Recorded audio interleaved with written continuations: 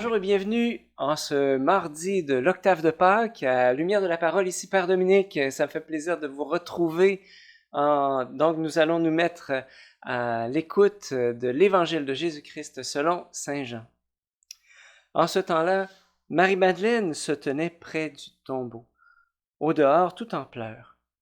Tout en pleurant, elle se penche vers le tombeau et aperçoit deux anges vêtus de blanc.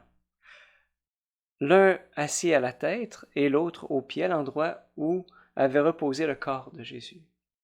Il lui demande « Femme, pourquoi pleures-tu » Elle leur répond « On a enlevé mon Seigneur et je ne sais pas où on l'a déposé. » Ayant dit cela, elle se retourna. Elle aperçoit Jésus qui était là, mais elle ne savait pas que c'était Jésus. Jésus lui dit « Femme, pourquoi pleures-tu? Qui cherches-tu » Le prenant pour le jardinier, elle lui répond « Si c'est toi qui l'as emporté, dis-moi où tu l'as déposé et moi j'irai le reprendre. » Jésus lui dit alors « Marie ». S'étant retournée, elle lui dit en hébreu « Rabouni », ce qui veut dire « maître ». Jésus reprend « Ne me retiens pas, car je ne suis pas encore monté vers le Père. Mais va trouver mes frères pour leur dire que je monte vers mon Père et votre Père, vers mon Dieu et votre Dieu. » Marie-Madeleine s'en va donc annoncer aux disciples « J'ai vu le Seigneur » et elle raconta ce qu'il lui avait dit. Acclamons la parole de Dieu. Louange à toi, Seigneur Jésus.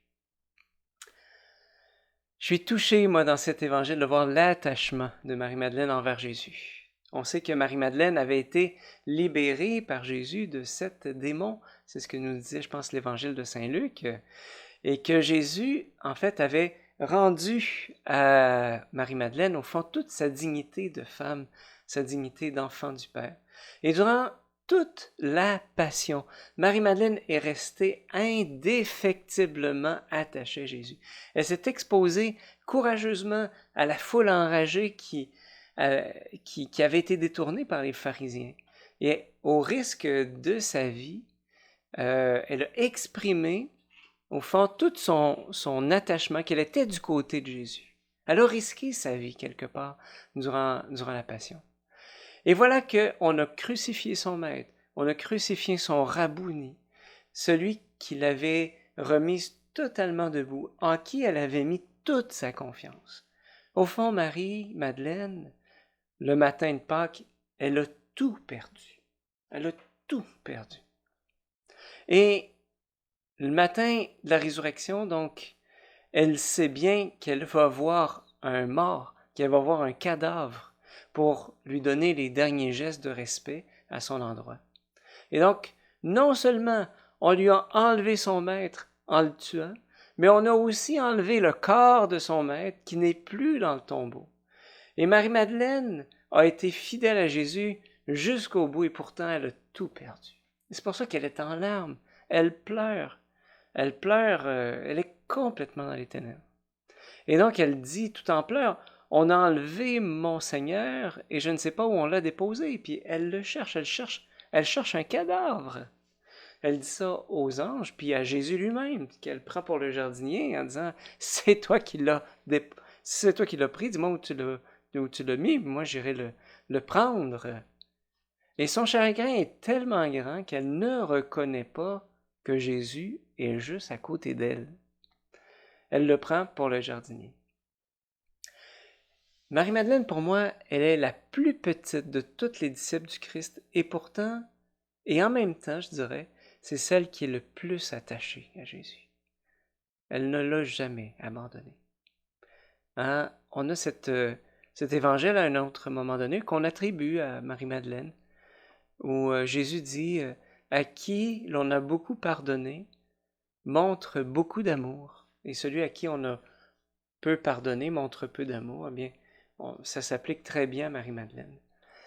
Alors, c'est peut-être parce qu'elle était la plus petite, parce qu'elle était la plus attachée à lui, que Jésus l'a choisi pour apparaître à elle. Et de ce fait, Marie-Madeleine devient l'apôtre des apôtres. Et Marie est vraiment celle qui porte aux apôtres, aux évangélisateurs, la première annonce de la résurrection. Ah, il ne suffit pour Jésus que de l'appeler par son nom. Et en un instant, elle passe des ténèbres à la lumière, de la mort à la vie, de la tristesse à la joie. Pour moi, Marie-Madeleine, elle est réellement disciple missionnaire. C'est qu'elle a rencontré Jésus vivant, elle l'a rencontré personnellement, elle s'est profondément attachée à lui et elle fait tout pour obéir à sa parole. Et l'effet de cette rencontre est immédiat, elle est missionnaire.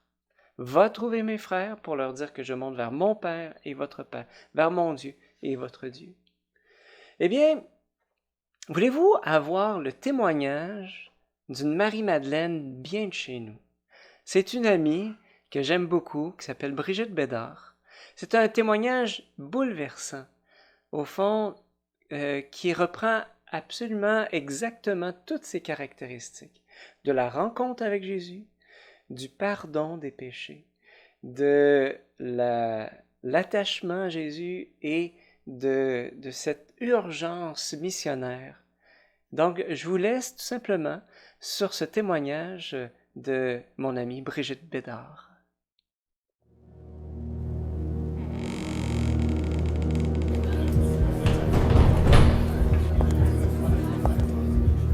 Un soir, je rentre dans une salle de réunion et je me mets à compter toutes les personnes avec qui j'ai couché.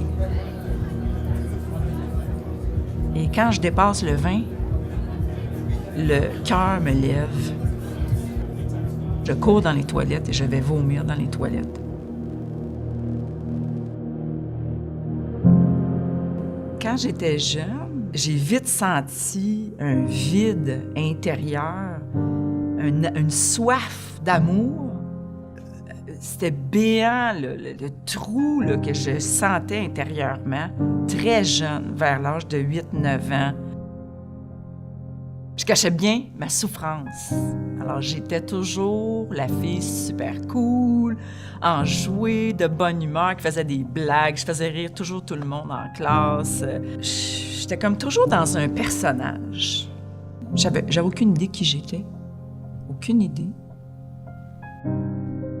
Mon premier grand amour, là, puis que lui était pas mal plus vieux, quand il a voulu coucher avec moi, puis j'ai dit non parce que j'avais juste 13 ans, ben, il m'a flushé comme quelques jours après. Ça m'a tellement fait souffrir.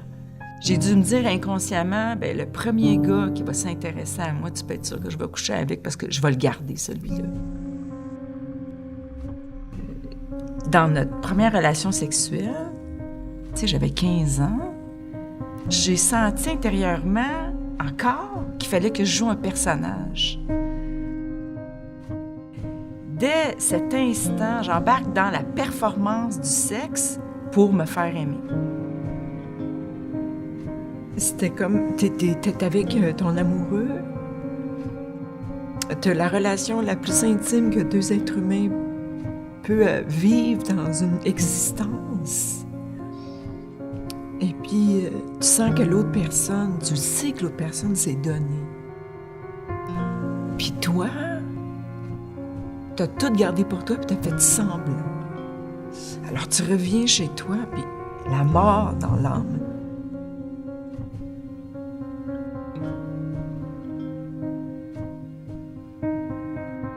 À qui tu peux dire « Je suis une hypocrite, puis je suis une menteuse ». Tu peux pas dire ça à personne. Fait que je me gelais.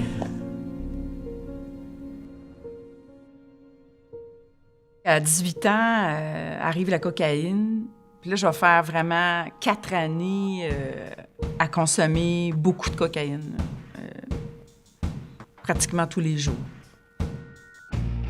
Ça vient vraiment comme tout couper complètement ce feeling de mort-là, puis de haine envers moi-même. C'est comme si c'était une anesthésie. J'ai remplacé la drogue par le sexe. Et je me suis mis à consommer des hommes.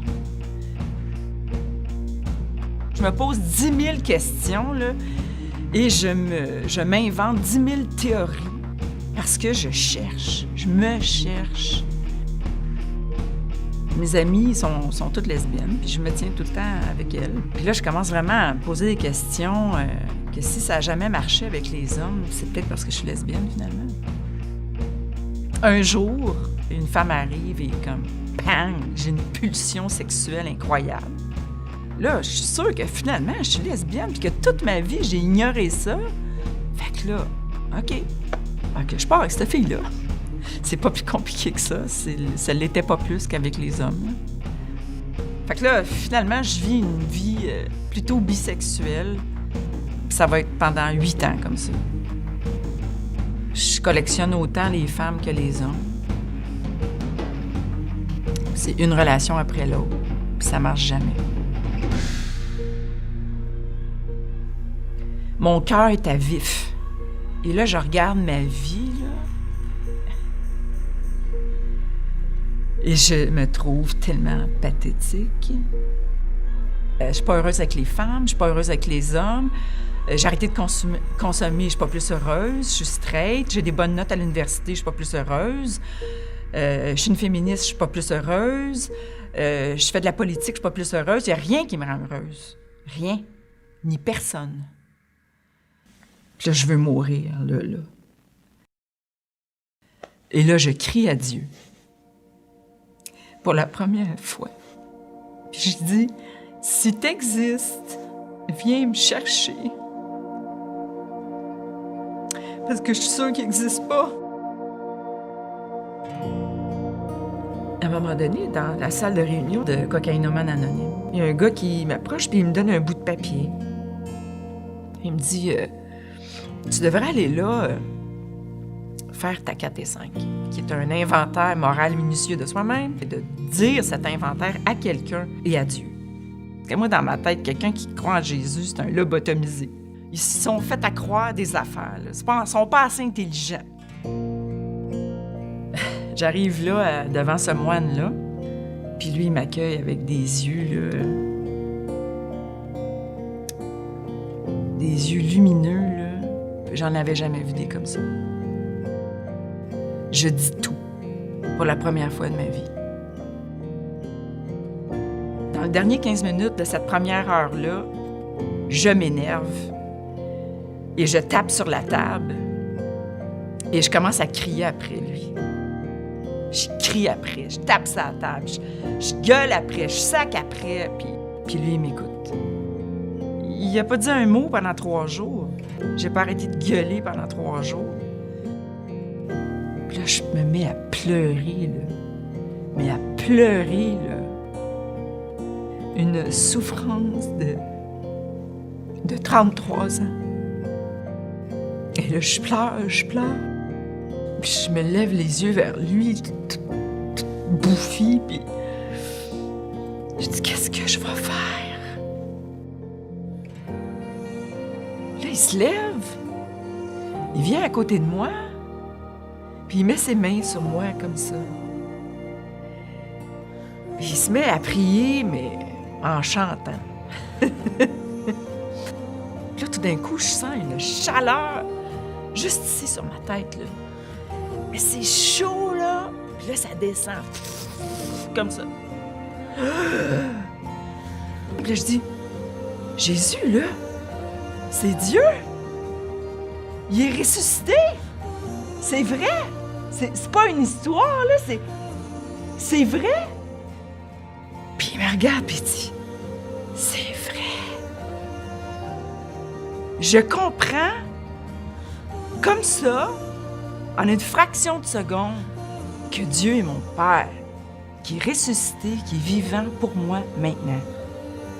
Il m'a tellement aimé qu'il a donné sa vie pour moi. J'ai cru que tous mes péchés étaient pardonnés sans aucune exception. Je n'avais que Jésus à la bouche. J'étais en amour avec lui. Puis c'est juste en me laissant aimer par Dieu que j'ai réussi tranquillement à aimer moi aussi. C'était pas assez d'être aimé comme ça. d'être heureuse comme ça. Il m'a trouvé un mari. Et ensemble, on a 6 enfants aujourd'hui. Puis c'est lui qui a tout fait en moi. J'ai juste dit, oui Seigneur, je le veux.